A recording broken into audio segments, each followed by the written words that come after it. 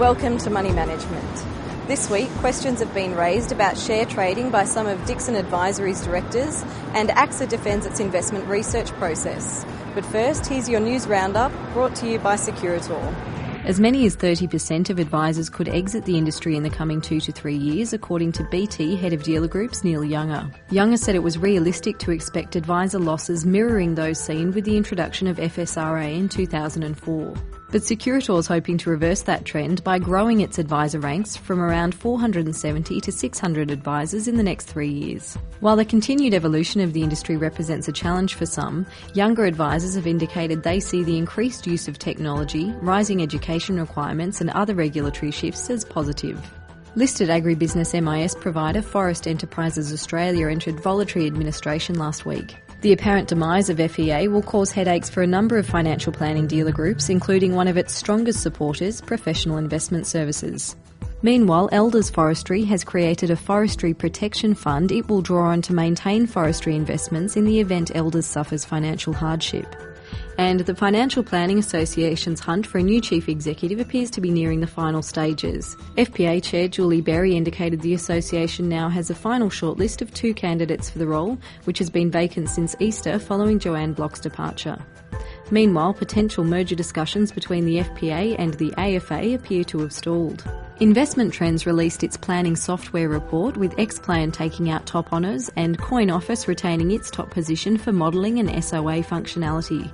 Investment Trends said software development in 2009 had focused on planner efficiency and productivity, including developments that allow advice firms to benchmark the productivity of their advisors. Shadforth Financial Group, led by Tony Fenning, continued its expansion with the acquisition of Walmsley Halligan, a South Australian-based financial planning practice, and listed financial services company Superwoman Group took a 30% stake in the privately owned dealer group My Advisor. Superwoman is also seeking to acquire the Members First group of companies, including 13 financial planners under the Members First Wealth brand. The Insurance Commission's debate continued, with planning firm Hewison and Associates saying they would begin charging a fee for service for insurance advice and would rebate all commissions back to policy owners. Meanwhile, Capita Financial Services principal Tom Graham said financial planners were doing a disservice to clients by not doing enough to encourage them to move into level insurance premiums. ASIC launched a new website to keep Storm financial investors informed of its investigations, and the regulator also succeeded in gaining court orders to freeze the proceeds of a potential $14 million Ponzi scheme. And finally, the Australian Tax Office is cracking down on foreign tax havens. The Tax Office is now requesting information from banks that will allow it to identify Australian taxpayers who have undisclosed offshore income. In this week's Money Management, Benjamin Levy finds advisors are calling for improvements to software solutions to help them manage their clients' superannuation balances. AXA has defended the quality of its investment research teams as well as the independence of its approved product lists for its aligned dealer groups.